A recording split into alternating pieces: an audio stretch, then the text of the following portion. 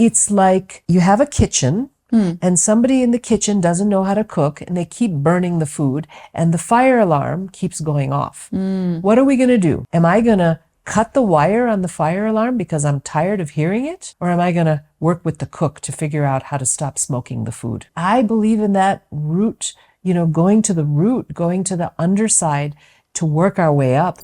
Welcome to The Search for Wellness, a podcast dedicated to discovering the path to a healthier, more fulfilling life. Join us on this heartfelt journey as we share inspiring stories, insightful conversations, and practical tips to nurture your mind, body, and spirit.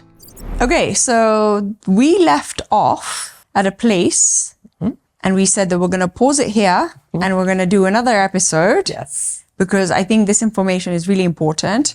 We started talking about basically the chronic health problems in our society, in our community, in and around the world. Everywhere. And, it's a metabolic dysfunction, shall we call it. The last question I asked you in the previous episode was, what can we do? Solutions. Solutions. They're not quick solutions. They are solutions. And that's why we needed a whole new episode for that. So guys, if you logged into this one and you're wondering what's going on, go and listen to the one before this first. Just get a little background. Yes. All right. So let me start with a little bit of science, not too much, because it's important for us to understand where we're coming from. Like you say, we talked about the health crisis, okay? There are lifestyle elements to the health crisis and there are dietary elements to this health crisis. And today we're going to really start with the dietary, because if we can get the dietary right, we can then, everything just falls into place. Not quickly, but over time. Okay. So what is metabolism and what is a metabolic dysfunction? A good metabolism, you eat a meal, you feel well, you don't feel it heavy in your stomach. You don't gain weight because of what you eat. And you don't, it doesn't bung you up. You have good bowel movements. Everything goes in, it's clean, and everything comes out that needs to come out. When we have a metabolic dysfunction, the definition, which I wrote down, was a disruption in the body's ability to turn food into absorbed energy. Why does this happen? The biggest reason why this happens is because we eat a diet that is flooded with standard offal diet food, dietary foods, lots of carbohydrates, foods that don't have a lot of nutrient density. Okay? So for example, somebody skips breakfast. Then they might have some toast and tea for mid-morning snack. Then they'll have a banana. Okay? Then they'll have rice and vegetables. They might have animal protein if they're non-veg, or they might not. Or they might have dar bhat rotli for lunch. Okay? Then they feel a little sleepy. Okay? Then they wake up and they might have some cha with sugar and milk to wake them up. And then they might or might not exercise, don't know. And then they'll have a late dinner with family. Okay? This is a carbohydrate crisis. And even someone who is non-veg can have a carbohydrate crisis, because you might have a little bit of meat and you may have a lot of chips with that meat. Okay? And you might have ketchup with your chips. And you might have dessert. And you might put a lot of sugar in your coffee and make it really milky. The body gets flooded with glucose. And every time glucose is in something that we eat, the pancreas has to produce insulin to help that glucose go into a safe place. When you don't eat too much sugar or high carb diet, that glucose is easily uptaken into the cells. If you eat moderate amount, little more than the right amount, you're going to keep pushing that sugar into the cells. But guess what? Your cells can't hold that much sugar. So now insulin says, where am I going to put this? Okay, I'll take it to the liver and I'll take it to muscle tissue, and hopefully the person will use it. But now you eat even more. Now we're talking high carb meals and processed carbs. Now the pancreas says, wait a minute, I'm not going to produce any more insulin because I have nowhere to put that sugar. So that sugar is swimming around the bloodstream and there's only one place it can go, and it attaches to hemoglobin. These are the basics. Metabolic dysfunction starts with an incredible load of glucose in the body. Where does the glucose come from? Carbohydrates and starches. And guess what? Fruits and vegetables have glucose. So even somebody who is lean can have a metabolic dysfunction. You have to know what you're eating, and you have to understand that carbohydrates have a value. This might be a good place to just mention something called the glycemic index. I know we talk about this a lot, right? The glycemic load. If you take 100 grams of a particular food, okay, if you took 100 grams of sugar, the glycemic index of sugar is a score of 100, because 100% of sugar is 100% glucose. Scientists have taken all the foods we eat, dal, ghee, rice, watermelon, grapes, cucumber, and you can find all of these wonderful glycemic index charts online. And generally speaking, on a day in, day out basis, we don't want to consume any foods over a glycemic index of 55. And some people would say 50. You probably if you're working with cancer patients, you don't even want 50. You want, below 25, right? So it really depends on the situation. But the point is, you don't want to be consuming foods that are 75, 85, 90. These are just too high. And your pancreas is working overtime every time you put something in your mouth that has a glycemic index that high, and pulling that sugar and having to put it somewhere. Let's now step over to the side of someone going to have their blood drawn. You go to the doctor because you're not feeling well. You might have the brain fog. You're feeling a little sleepy. You just don't feel right. Okay? What's the first thing you do? Probably put your hand in a blood pressure cuff. Probably take blood. Maybe take urine sample. 3 very, very common lab markers that we should all understand what they mean are your glucose fasting blood level, your insulin fasting blood level, and something called the HB1AC, which I will expound on. Yeah. So you're not feeling well, you go to the doctor. The doctor says, come back tomorrow morning, stop eating by 8 p.m., and come in and have your blood drawn first thing in the morning, so we get about a 12-hour fasting blood glucose level. What does that mean? Your last meal was at 8, you finished eating, okay? You did some reading and you went to bed. You didn't put anything in your mouth in the morning. How much glucose is in your blood? It's good to know. So then, if there is glucose in your blood, what does it say?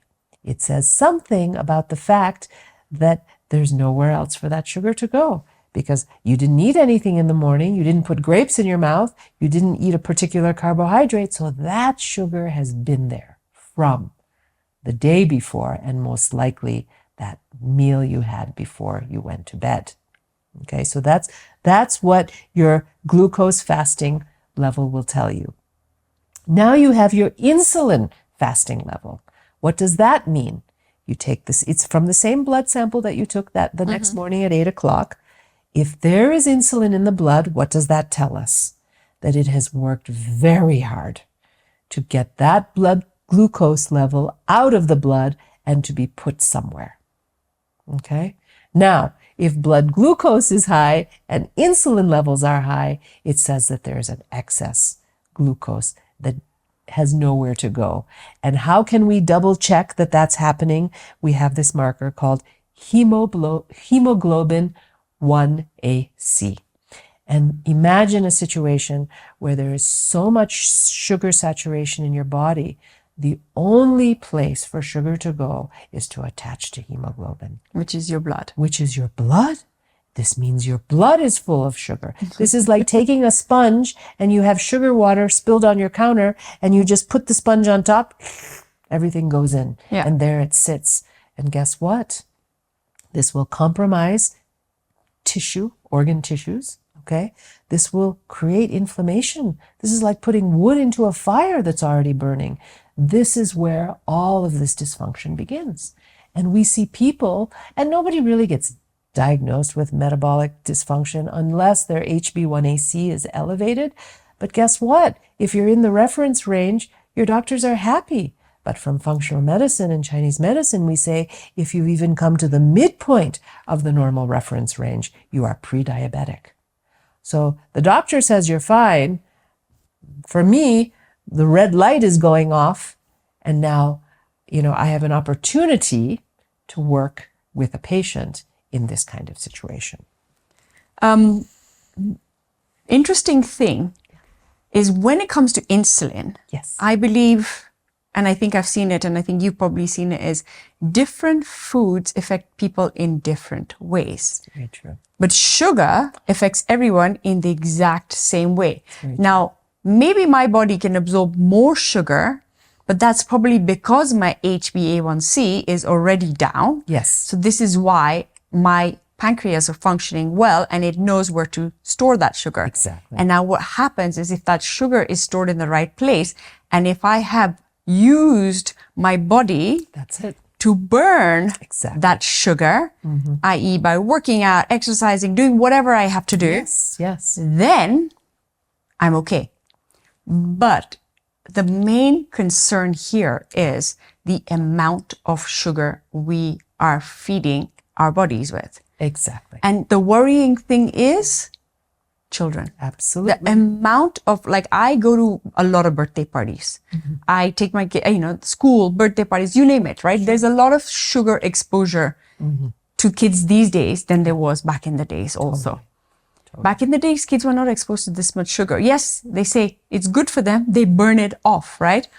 But again, it's a certain amount. And again, each person's body, responds differently to sugar, right? Somebody's glucose will spike much higher and somebody's will not spike very high up. Somebody will burn off that glucose really well. Somebody won't burn off that glucose really well. It's true. And this is also a really huge problem in our society, in the world, in the community, is that you cannot satisfy your child by giving them a lollipop or a sugary donut or whatever and calling that a treat. I'm sorry. It's always been the norm, but it really shouldn't be the norm because it's getting to a situation where it should have remained as a treat, but a treat that they're eating every day, constantly. It's in their lunch bag. It's in their the school truck, whatever, the cart. Yeah. Which is also an issue. It is a systemic problem. Yeah. This insulin crisis, which is because of the glucose and the sugar consumption that communities around the world have naturally come to live. And it's like we said in the olden days, right? The ice cream was the treat. It didn't have to be in the refrigerator at home. Constantly, right? Constantly. The thing is that, we talked about all of those, I think 7 or 8 factors, the stress, living in expectation, eating on the go, like all of these things are going to affect your metabolism. Yes. They're going to affect how you metabolize foods. And two very protective things are not living in a stress mode, okay? Because when you secrete cortisol, you become hungry because you're in a stress mode. You need quick energy to fuel your stress and to get you through the day. You become hangry. Yeah, and you become hangry.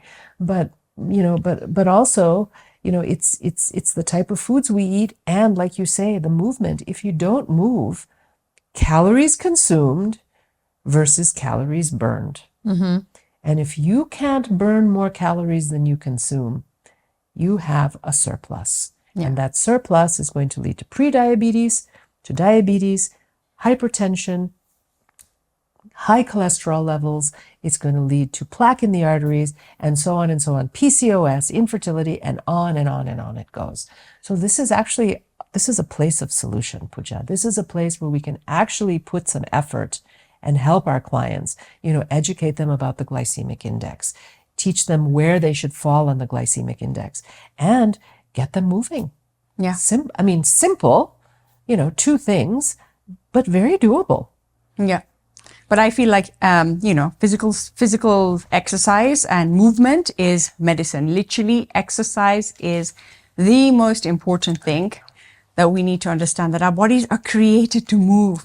They were never created to sit sedentary lifestyle, sit on a couch, sit in front of an iPad, sit in front of a laptop, sit in front of a TV. You know, we were designed to move. Have you ever seen a child not move?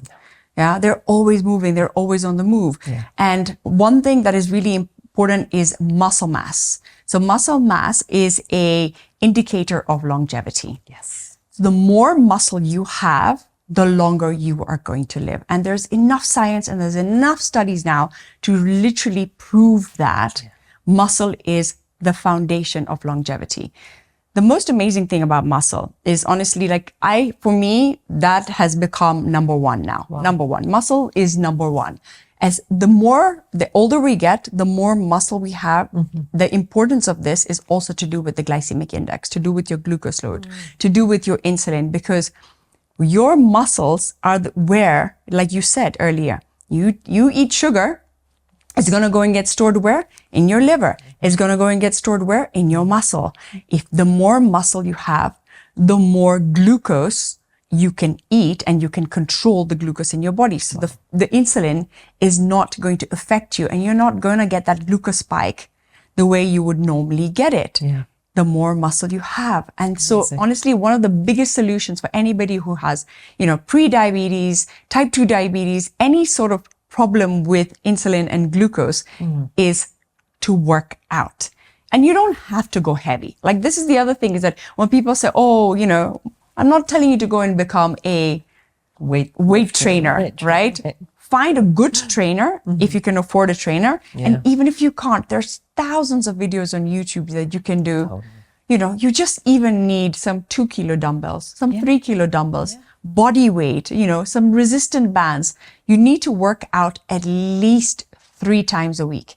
If you can do 3 times a week, great. If you can do 7 times a week, amazing. Wow. But also have to remember is your heart is also a muscle. So you need to work your heart out. So you need to do resistance training. You need to do weight training, but you need to do a little bit of cardio also. So you can do your swimming, you can do your walking, you can do all of that also. But honestly, you want to solve all your problems, start going to the gym, start weight training, lift some heavy weights. Again, going back to our ancestors, going back to the way we used to do everything at home. We used to wash our clothes ourselves. We used to wash the dishes. We used to pick up stuff.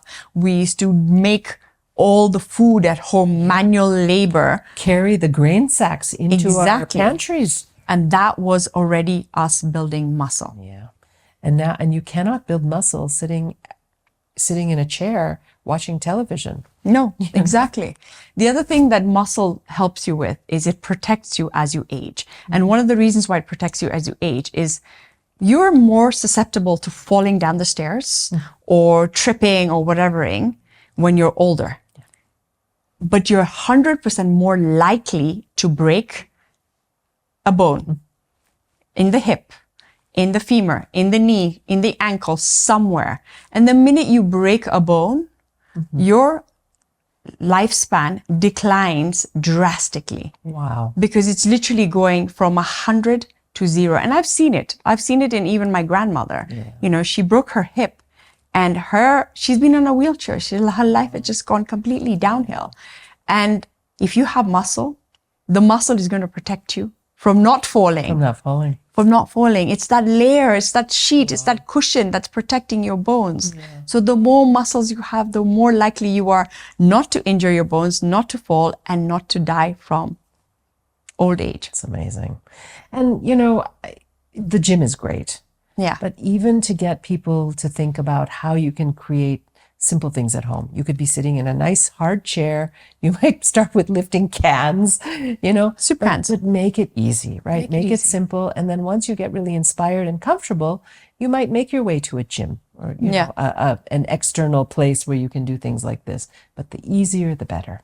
The other thing that exercise does is it boosts serotonin. Yeah. And serotonin is the hormone that is the happy hormone. The happy hormone. That's the one we need more of, and it's addictive. So the more serotonin you get, the more you want, the happier you get. So throw away those antidepressants and go to the gym. Exactly. Go and work out.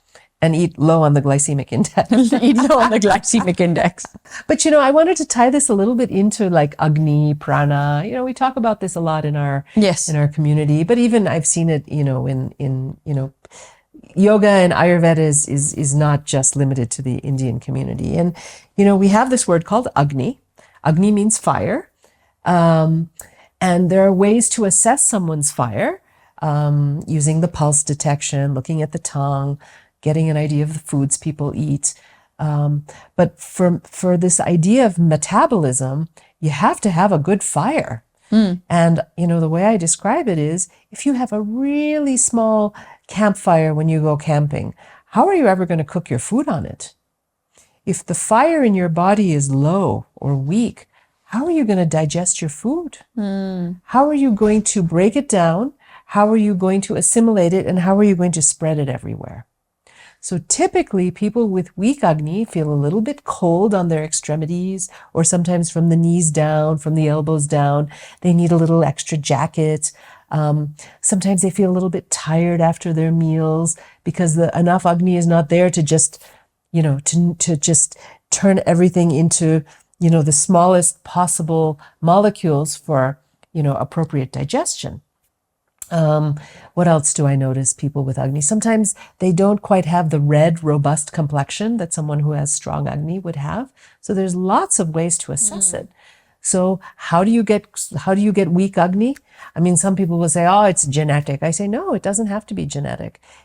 Sedentary lifestyle, if you don't build the fire, how are you going to have a strong fire? Exactly. So sedentary lifestyle, the wrong foods. If you're going to dump like cold milk or, wet food, damp food on the fire, it's going to put the fire out. So you have to think about that. One of the things I tell people not to do is to drink smoothies. First of all, you bypass mastication in the mouth, which is the first place where building the Agni and the movements to help aid digestion begin. And it's often tandu with yogurt, with sugar, with fruit, and juice. People put juice in their smoothies. You can't do this because you're going to put your Agni out. I know a lot of our listeners understand what Agni is. So, it's good to kind of get in touch with your own Agni. On the opposite end of that, you can have strong Agni where people don't feel cold. People say, yeah, I feel really like a clean machine. Things move through me easily. Someone with weak Agni might be constipated. Someone with good Agni will go to the morning and move their bowels without needing a coffee or a warm water or, a chai. So there are very easy ways to assess the quality of one's own Agni, and knowing where your Agni is can give you some inspiration on where you need to put some effort. That's so interesting because when you're talking, I'm thinking about myself and I'm thinking I used to be cold before. Yep. I used to my feet were always cold, my hands were always cold, and I had weak Agni. I used to feel constipated. I always struggled, especially when we traveled. It was like one of my biggest stresses was I'd get constipated. And now my hands are always warm. My feet are always warm. I have no problem going to the bathroom. I don't have any of those issues anymore. And so now I know that my Agni is up. Your fire, you've built a good campfire. I built a good campfire, right? And the way I explain it to children is you need a good campfire to make a good marshmallow, and make it golden. That is a good Agni. That is a Can good you imagine, Ayurveda was, it championed this notion. They understood that this Agni is an important part of metabolism. And then again, on the not so good Agni side, imagine you put something on your stove and you're trying to cook an egg, but the flame is so low, the egg never cooks. Yeah. Okay. You can't eat that egg raw. Yeah. It doesn't do the right thing for you inside, right? And so then the body builds up toxins. When the constipation state is there, the bowel, all of the leftovers of digestion are just sitting there. What does it do? It ferments. What does it do when it ferments? It produces gas, and it also kills the good bacteria. So now we go back to the biome and how constipation will affect the biome. Interesting. And you have to ask these questions. I'll say, well, how often, how are your bowel movements? And how often do you go, oh, they're great. I said, well, what do you mean by great? Oh, I move my bowels 2 or 3 times a week. Thinking, what? It should be 2 or 3 times a day. So the normal is a very weird word because people develop their own sense of normal because they don't necessarily have all the understanding. And then you get into this pattern where what's normal is actually not normal, and you're just slowly, slowly eroding away at your energy in your body, because when the Agni is weak, you don't make as much prana. When the prana is low, you don't feel as well, and so comes, again, the downward spiral with an opportunity to change. And what if you have too much Agni in your body? Okay, that's a great question. Too much fire. So you have weak Agni, you have moderate Agni, and then you have excess, or what we call pathological Agni. This is like serious Garmi and loosely associated with inflammation. Okay. How does it get there? Fried foods. It gets there from alcohol. It gets there from a lot of, first, when you do excess exercise, you get a strong Agni, but then over time, you then weaken your Agni. So you can start really strong, but you just don't have enough prana because you're burning through your prana because you're working out so hard, and then you go to weakness. So that's typically where you end up when you have really high Agni. But, yeah, we don't want that kind of Agni. The person who comes in and is always sweating or will have hot flashes, on the table, that's excess. That's not appropriate. Yeah. So how do we rein that in? I find that when your Agni is too high, you have to do a lot of eliminations. It could be too much red meat if you're a meat eater. It could be too much marchu if you're Spices, right? Spices, Yeah, exactly. yeah. Garam spices, garam masala, cloves, ginger, garlic, marchu. All these things can grow the Agni very, very high. So with weak Agni, you tend to have to add a lot of things in to help support the warmth. With high and inflammatory, conditions, you need to pull things that are inflammatory out. Caffeine, alcohol, sugar, salt, meat if someone is a heavy meat eater. If they're vegetarian, it can happen from the marchu, from very, very spicy food, very, very oily food, fried food, vegetarian samosas. So, I mean, I can give my example. I remember when I came to see you 13 years ago, and I would say I had a lot of bad Agni in my body, but I didn't even know I had it. And it was Garmi, basically. It wasn't Agni, it was like Garmi, like I call it, right? Yeah. It's like, again, the inflammation. Yeah. And it came from my diet, completely from my diet, because I was drinking alcohol. And, I was young, so I was drinking alcohol. Soft like drinks when you. No, we were drinking. Yeah. We were like partying, right? Just got married. I'm like, every weekend, I mean, during the week even we were out, right? Till 2, 3 in the morning. It was just part of life, right? Life, yeah. And spicy food was like, oh my God, I could not live without my spicy food, right? Yeah. And then here I am trying to get pregnant. Right. And I couldn't get pregnant. And then I remember when I came to see you and you gave me this amazing description about my egg, like the egg of a fried egg. A fried egg. Right? Yeah. And when I'm ovulating, I specifically remember you telling me that the yolk needs to be runny. Yeah. And by the time I was ovulating, my yolk was completely cooked. You had boiled eggs. I had boiled eggs. And then there was no penetration because, the yolk is completely cooked. Exactly. So there was too much Garmi. And then that's when you helped me reduce the Garmi, remove the Garmi. I stopped drinking alcohol. I changed my lifestyle. I changed my diet. And this is back then. I did all of this back then. Right. Because again, how badly do you want it? Exactly. I really wanted to have kids. Right. I mean, for me, it's all or nothing. I don't know of any other way to do it. And this is the thing is that, again, coming to see you, it's not a quick fix. It's not that, okay, Ketan's going to poke some needles in me and I'll go back and I'll eat all my Garmi food and I'll do all of this stuff and I'll be fine. No, it's commitment and how badly do you want it? It's so true. Right? And I wanted it really badly that you told me, take these things out of your diet, do this, do that, do that. The acupuncture, it will help boost the body and help it. Yeah. But the diet is huge. Huge. Yeah. High is huge. But this also gets into this idea of the symptom, you can chase symptoms with acupuncture. You can chase symptoms with other healing modalities that are holistic. The way it was taught to me in school is if you have a symptom, it's like you have a kitchen and somebody in the kitchen doesn't know how to cook and they keep burning the food and the fire alarm keeps going off. What are we going to do? Am I going to cut the wire on the fire alarm because I'm tired of hearing it? Or am I going to work with the cook to figure out how to stop smoking the food? Exactly. You have to, I believe in that root, going to the root, going to the underside to work our way up. Because at that point, like, okay, the knee is important. You come to me with a knee pain, fertility, headache, whatever. It's not that important. What's important is all the things below it that caused it to rise. The body is too smart to create a migraine for fun. Exactly. There's no way. The body doesn't create infertility. We are meant to procreate. That's who we are. Exactly. So if we're that off course that these symptoms are showing up, what do? Just give you a panacea for a headache and put in the acupuncture points so the headache goes away? No. I'm going to show you why you have that headache, because that's my commitment. That's what I want to do. Because I feel that if I make you wiser and I make the next person wiser, then they don't need me anymore. Then they can help other people get wiser. And then, new people can come and see me. I don't want to see the same people over and over and over again. I want people to get to a certain state in their understanding of health and well-being that they only need me a little bit. And the work in the beginning is intense. It's like, it's a new workout. Mm-hmm. It's a new way of framing your life, your lifestyle, and your diet, and your mental space. Find the cause, find the cure. Yeah. Right? Yeah. Yeah. Not treat the symptom. No, not treat the symptom.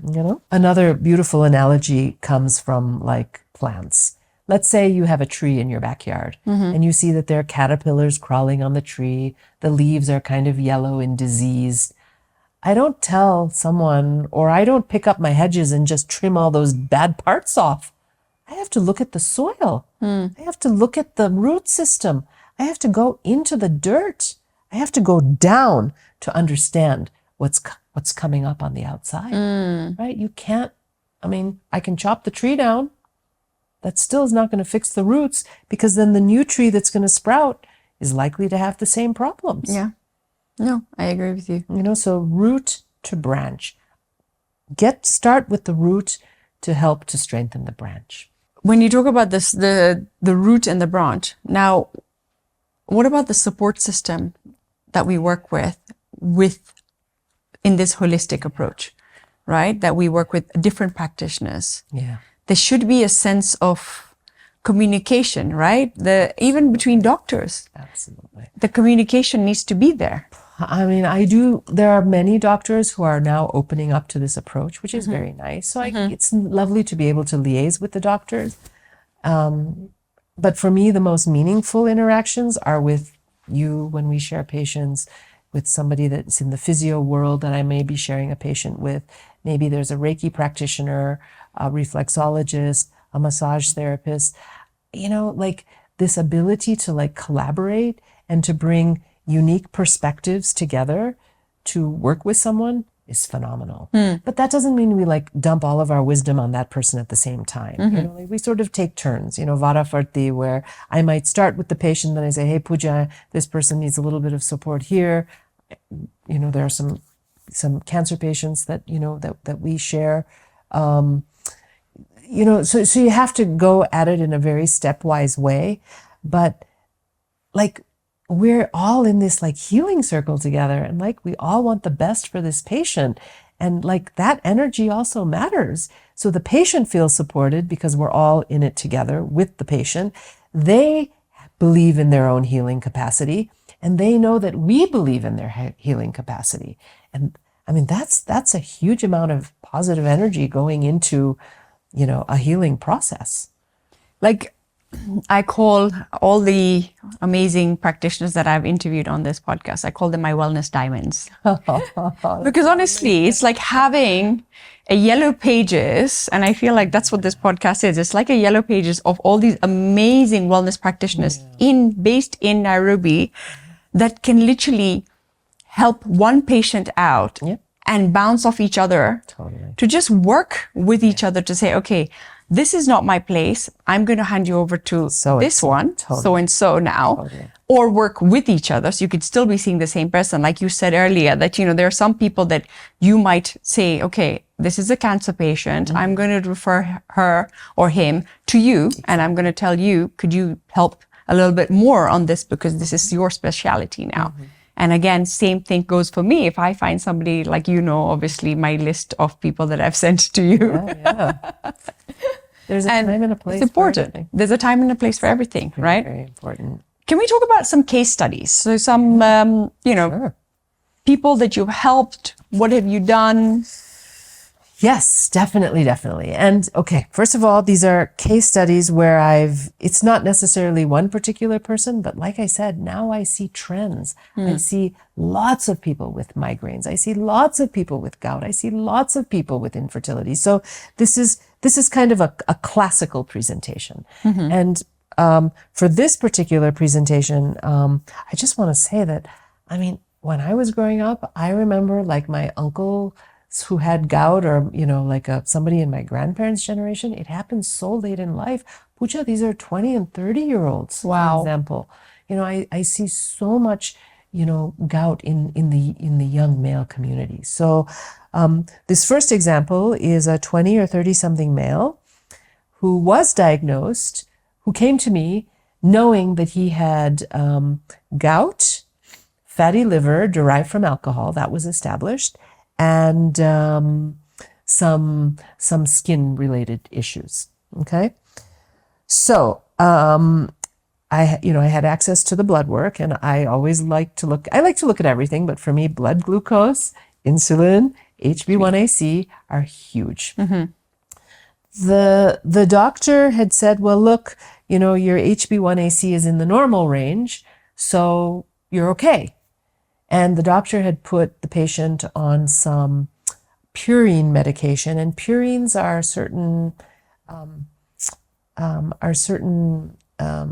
nutrients in foods that not everybody can digest. Okay, some people can digest purines, other people can't. And people who can't often end up getting gout. So instead of giving the nutrition talk, the person was just put on a purine medication so that they could eat whatever they wanted to. So here we are with a situation of high inflammation because the diet is very diverse, non-veg, alcohol, carbohydrates, the works. And there is medication being taken so that the effects of the purines in the meat, in the lentils, in some of the high purine foods is just washed away or taken out of the body. Still through the kidneys, okay? The kidneys are still going to feel the effect, okay? And because of all the pain in the toe, the exercise had stopped. So there are so many areas. We could work on the exercise. We had to work on the diet for sure. My goal was high stress, so there had to be some meditation. My goal was to get this person to feel strong enough to go back to the doctor and say, listen, I don't need purine medication because I know what a good low purine diet is and I want to stick to that, because then I'll know, because if you eat something that's too high in purine, your toe is going to talk to you and say, hello, I'm in pain. You've done something not right. So that was the goal. So it took a good 6 months, okay, and a lot of leap of faiths, like, look, you can do this, and reassurance, to get this person back on track. Okay, so alcohol consumption had to go down. Exercise had to go back into the mix, and getting the person on a low purine diet meant that the big toe didn't hurt, so the desire to exercise was greater. Okay, so, so this is how we have to work. We kind of have to work with the situation as it presents itself. We have to pick the right place to go in. For some people, it may not be exercise first. It may be diet that's more appropriate, but where you make that call is kind of a call, right? You kind of get a hit when you're with the person. You kind of know where they might, if you go somewhere, they might falter. If I start with, with food, it's too much. But if I start with exercise because the alcohol is reduced, then we know that, once you're feeling healthy, you kind of feel like eating more healthily. So this was a very long process. And I'm not going to lie. There were times, when wedding season came where things went back down. But again, it's okay. Life is not just one perfect trajectory where we get to wellness and then we stay there. Life has roller coasters. Yeah. So it's very important to teach people how to get back on track. It's not just about one time getting on track and you're going to stay there. Yeah. Right? So that was a huge lesson that came out of that, was that there are going to be falls, but we have to make sure that we're prepared to get back on once we get out of those, those difficult times. The dietary is huge. Huge. For someone who has gout, you have to have a low purine diet. But here's the interesting thing. For example, prawns are high in purine, but some people don't react to prawns, you brought this up earlier in the podcast, the way someone else does. So there could be someone who can digest the purines in the prawns, but then there's someone else who can't. Yeah. So it's so unique. So there's like even a testing phase where you have to say, okay, here are all the high purine foods. Which ones can you tolerate? Okay. And that way you give someone at least a little bit of diversity in terms of their food. But the main point here is that if you're on medication for purines, you're never going to know what you can eat and what you can't eat. And you're never going to listen to your body because your toe is going to stop talking to you, because the purine medication is going to take the pain away, because there's no purines in the body, which then lead to uric acid buildup. And when the uric acid builds up in the big toe, you have the pain. You're basically cutting the wire on the fire alarm. You'll never know. And that's not education, in my opinion. Okay. If you meet somebody who's 30 years into a painful big toe, you might have to put them on purines just to help them. Okay. There's a time and a place. But when you're 20 or 30 years old, I think it's more important to learn the right way forward. Exactly. And, I take a bit of a risk, because somebody might say, I'm sorry, I'm not interested in that. I need a quick fix. But I'm not willing to support quick fixes. I'm not. And I like that about you, because I think that's one of the first things you tell the patient is, I'm here for the long run. Are you here for the long run? Exactly. I'm not going to give you a quick fix. Exactly. There's plenty of quick fixers. You're welcome to go there. But that's not what I do. I'm not interested. And that's what I love about you, is that honesty that you have, and that, you want the patient to give you first their 100% commitment to this, to meet you there, and then you are ready to meet them. Yeah, and that's trust. Now we're looking at a different age group. I'm looking at 60 something, and I'm looking at arthritis. Okay, somebody comes with severe pain in their joints, okay, to the point where they can't exercise, right? So again, their immobility is limiting them from doing the right things. So when that is the case, it makes sense to start with food. And I don't mean to like gender type, but often when I do have a woman with joint pain, I can get her to buy in with food because she's typically the one in the kitchen, right? Or is involved in the liaising between somebody in the kitchen and, what's being served in a menu. So 60-year-old woman, joint pain in multiple sites, knees were the worst, arthritis had been diagnosed. What did we decide to do? We decided to get her out of champals and barefoot and get her into a sneaker, into a shoe that gave her a little more support. Because when you have pain in your joints and you're pounding on a hard floor, whether it's terrazzo or some kind of parquet or wood, it's very painful, even going upstairs. So by adding a sneaker and then changing the diet, okay, she noticed it was the garmi, right? The inflammation. What is arthritis? Garmi in the joints. We have to release that garmi. But how do we release that garmi if we keep putting foods in that are causing the garmi? Tarelo papad, marchu, lots of vegetable oils and seed oils, and a lot of atta, a lot of wheat. Gluten, right? Exactly. Yeah, Which is huge on the inflammation spectrum. So instead of saying you can't have gluten anymore, I said to her, we're going to make cassava chapati. Or you can make chapati with matoke flour. Okay. And so it was great, because then she came back to me and she says, Ben, you can actually make like a teplu with cassava and charna no lot. I said, fantastic. So it kind of spurred her creativity, to get her out of the gon, get her out of the wheat. So as soon as we took out the wheat and the dairy, okay, the milk, the cha with the sugar, she had tremendous improvement. Now she wanted to go and walk outside of the house, SSD, Oshwal, whatever. but how do I make somebody walk when they're in so much pain and they're used to wearing chappals or going barefoot everywhere? So again, it's the timing, it's choosing the right thing at the right time. Okay. So, so by reducing those, those foods, she started feeling better. Then she got interested in yoga. There are a few yoga practitioners who come to the house. I like to get somebody to the house before I get people to have to go somewhere to do a yoga class. And eventually, they get there, or they're just happy with someone coming home. So she started taking yoga classes. And I mean, to be honest, this person was transformed. After the yoga, I asked the practitioner to do yoga nidra. Once the yoga nidra was in place, we did some meditation. Now, I want to talk about meditation because there's meditation and then there's puja. Okay? Or there's going to the temple or going to the church or going to the mosque. And people consistently say to me, Ben, that's meditation. And I say, no. That's not meditation. Meditation doesn't happen in a public place where you are socializing. It doesn't happen with your phone by your side. Okay. It can happen sitting in a lotus, but I prefer you to be lying down, and you have to be undisturbed. You have to be so inwardly focused. Okay.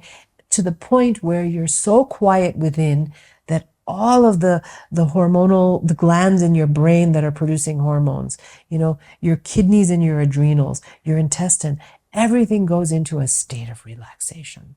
Okay. So I really encourage people to do their spirituality practice, whether it's chanting. Then other people tell me chanting is meditation. It's a kind of meditation, but it's not the deeply inward focused meditation that I desire for every human being to cultivate.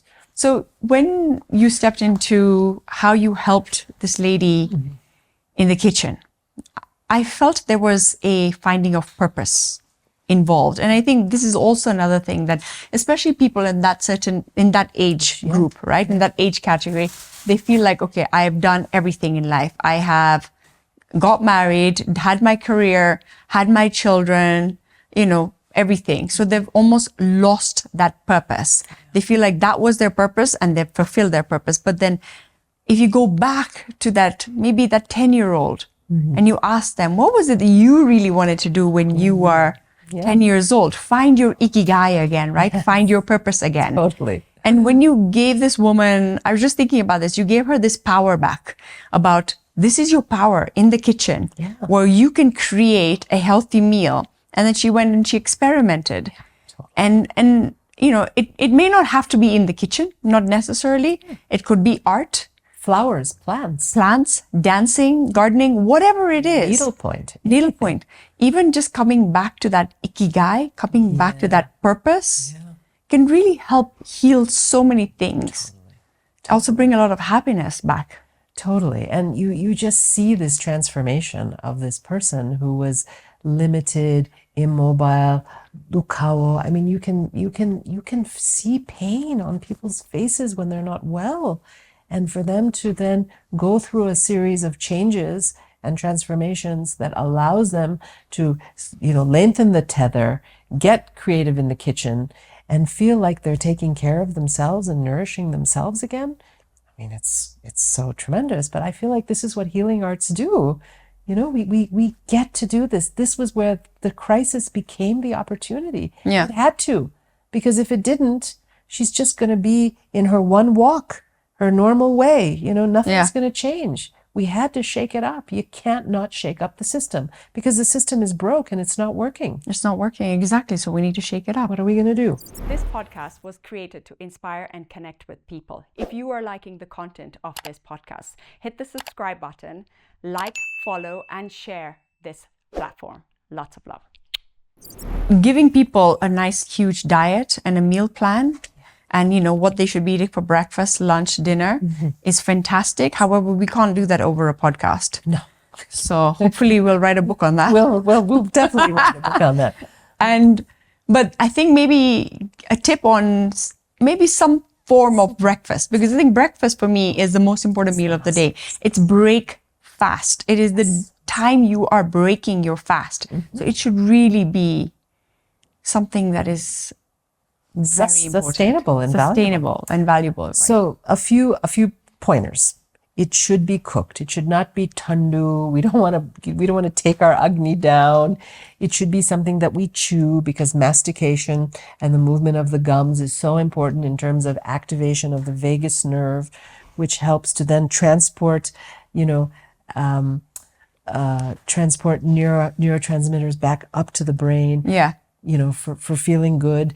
So we want something warm, something chewable, something that involves, that activates the vagus nerve. And we want nutrient dense. I want to say one quick thing before I go in this.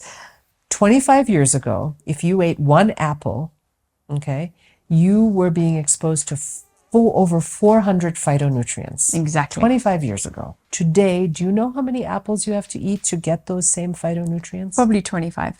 Not quite that high, but between 5 and 10. Yeah. I mean, it's crazy. Yeah. So you have to go hunting for nutrient-dense food. Okay? We shouldn't miss a single opportunity to do this. Okay? So for your breakfast, as we said, not a smoothie, not something you just drink and gulp, something that's warm, something that's cooked, something that's nutrient dense, that has some protein and has some fiber, and low glycemic index. Okay, six categories or conditions for breakfast. If we're coming from the South Asian palate, sprouted mung, sprouted black chana, and sprouted mut. So these are 3 lentils that can very easily sprout. Okay, you can cook them with ghee. Okay, so you get a little bit of good fat in there, high in fiber. Yes. And when you sprout lentils, you increase the protein value per serving. You almost like activate them. Yeah, you activate them. Then you put a lot of dhania on top of it. Once you cook it, add some turmeric for your antioxidant. You have your jeera and your rai, if you like, a little bit of ginger, because ginger is a digestive. It helps just to keep that stomach acid present for the breakdown of the food. You're going to chew it. It's warm. And you might have it with, what's another vegetarian protein we might add with that? Chickpeas. We can add chickpeas. Yeah. We can add tofu. Tofu. Right? Yes. Nuts and seeds. Nuts and seeds. Exactly. So this would be a great way to start the morning. If you're non-veg, it could be any kind of meat, a couple of organic, grass-fed, clean sausage links with sukuma and sautéed mushrooms on the side. Yeah. And then something that isn't too South Asian or too kind of European. I love the green bananas here, the matokes. So I'll take a green banana and I'll slice it up into small cubes, saute it in a pan with olive oil, and on top of it, just before it cooks, I put sunflower seeds, pine nuts, pumpkin seeds, and then I'll drizzle some olive oil on top and add a lot of parsley or dhania, because we know that these leafy greens are so good for detoxing the liver and chelating the liver. Yeah. And I love that. And I'll drink it with ginger tea. Sometimes I'll put garlic in it if I want a little bit of garmi, not too much, some nice rock salt on top. There's really a way to do it. Yeah. But here's the thing, it takes effort. I'm not going to lie to anybody about that. But once you see how wonderful and how delicious your efforts will play out when you jump on this well-being train or wellness train, low carb train, you'll be amazed. You'll never go back. For me, the effort part is the beginning part. Yes. Yeah. Once it's just changing the system around a little bit, right? So introducing new foods to your palate, introducing new foods to your gut microbiome. So then now you're increasing the gut flora that will crave those high fiber foods. Yes. And they will stop craving the sugar. Exactly. But being patient also, because it will take time. It's not like you're going to eat motoki tomorrow for breakfast and you're going to bounce off and go, woo, I feel fantastic now. No, it's literally going to take maybe a month, maybe 2 months, maybe 3 months, maybe even 6 months to see the results. But consistency is the key here. And consistency and effort, I would say, if you had to take 2 steps back from that, is planning and organization. Planning and organization. If I don't have, I always have matoke in the house, but if someone didn't have matoke in the house and they were new to this, trust me, they're going to go off Yeah. the diet. It's not a diet. It's not a weight loss, but It's a lifestyle. The lifestyle. Yeah. Okay. So the planning is so important. Having a shopping list. You know what your new go-to foods are. You know where you're going to buy them. This is from Green Spoon. This is from Chandarana. This is from Zucchini. This is from Forest Foods. You know, where are you going to get your organic stuff? Where are your spices coming from? You have to put it all in the house, and you have to replace the old stuff with the new stuff. And then meal plan. And then meal plan. You have to put it in writing. You have to put it in paper. The brain will take that information much more easily, and the ego will talk you out of the right choice. Be like, it's easier to just exactly. put some toast in the toaster. Pancake. Let me have a toast with jam. You can have a pancake. You can have a really nice pancake. But you have to make a nice pancake with lots of nuts and seeds in it. I make these amazing, I call them vegan omelets with tofu, with chana nolot, and then I put some vegetables in it, and super high in protein. You don't even need any oil. It's amazing, and they taste really good. And my kids love them. We love them. We're addicted to them. Even like a pudla, you're reminding me. That's basically a pudla, but like with a bit of tofu. A besan pancake. And can you imagine when I gave a pudla recipe to a friend in the United States who was trying to go into a paleo way of eating? She was like, "Oh my gosh, somebody just sent me a recipe for soca bread." Google soca bread. SOCCA, soca bread. It's a French recipe. Besan flour, you pour the batter into a pan, and you put the pan in the oven, and you sprinkle herbs on it, and it becomes this crispy like besan cracker with sea salt. It is delicious. I'm going to try that. And my kids will put like sauteed cabbage and potatoes on it, like a shock on top of this soca bread, and they love it. Wow. You know, so there is so much out there. We're stuck in our ways. I call it the gut rut. We are in the rut. It's like those tracks on the Mombasa highway that are so deep you can't get out of them because of all the heavy containers that have taken that route so many times. You have to get out of the rut. You have to create new neural pathways to support the new behaviors and the new planning and the new effort. And it really works. We go camping a lot, and a lot of times, you know, pancakes is an easy breakfast to make. And when I see that, you know, the other families are going to have pancakes, I respect that that's what others want to eat. But I always have my own boiled eggs. I don't want to eat pancakes anymore. Yeah. It doesn't do anything for me. Yeah. You know, I like the healthier version. I feel the fiber. I can feel it in my mouth when I chew it. I like what it does in my gut, and I know that it's coming out the other end. And properly, right? Properly, right. And regularly. And then when you talked about the railway tracks, right? That how we're so set in our ways is that it's the same thing with our gut, right? Yes. So you think the reason you're craving the sugar, you're craving the whatever is because your gut has created these bacteria and these enzymes in there that actually crave more sugar, more this. But then if you train the gut, but it starts in the mind. So once you train the mind and say, nope, I'm going to discipline myself. I'm going to eat like this. I'm going to eat like this. Eventually the gut will flow and it'll follow, because then you'll create that diversifying gut. And then when you have diversity in your gut and you eat broccoli, your body is going to be like, you're going to crave broccoli. Can you imagine? Broccoli becomes ice cream. Yes. Yeah. You know what I mean? It replaces that because your body doesn't crave the ice cream. I crave broccoli. Yeah, me too. I love it with a little bit of garlic to help spur my acne. Exactly. Right? That's what we need. That's what we need. Is there anything you think we haven't spoken about that we need to address? I think we've spoken about a lot of things, but we've covered a lot. I mean, again, take home point, get to know the glycemic index. Don't you think, Pooja? Yes. Understanding what your glycemic load is on a day in, day out basis.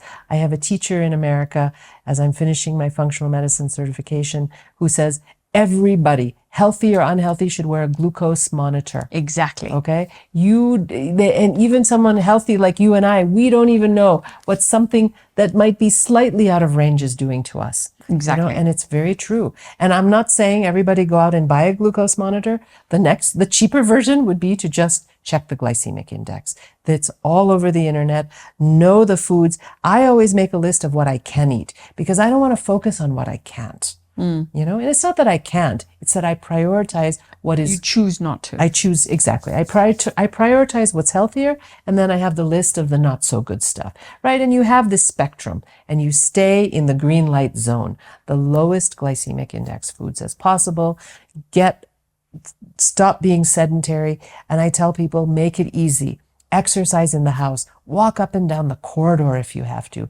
It should be something that you can't say no to. It has to be that simple. Park the car in the furthest parking. There you go. Walk as much as you can to get into Sarit Center or into the Westgate. Erase and banish the word sedentary from your psyche, because you don't want to be on this metabolic dysfunction spectrum, because once you're on it, it's very hard to get off. It's like a bobsled run. It's fast and it's slick. And then comes the pre-diabetes, and then comes the diabetes, and then comes the hypertension, and then comes the autoimmune condition. It's just a downward snowball effect. And it's reversible to put into remission. And that's the work we do. And we have so many other wonderful clients that we work with to get there, get the job done. I agree with you totally. Well, I just hope that this episode has been helpful. Great. I hope it has, because for me it is. Obviously, it's always an eye-opener. It's always a refresher. It's always a reminder. It's always an awakening. And I am still very blessed and thankful that I know you're in my life and that you've helped me through my journey, and your work speaks for itself. Well, it's very mutual. I love working with you. I love that we continue to collaborate, and I'm excited to see what's next. Exactly. Me too. Until then. Thank you. Thank you.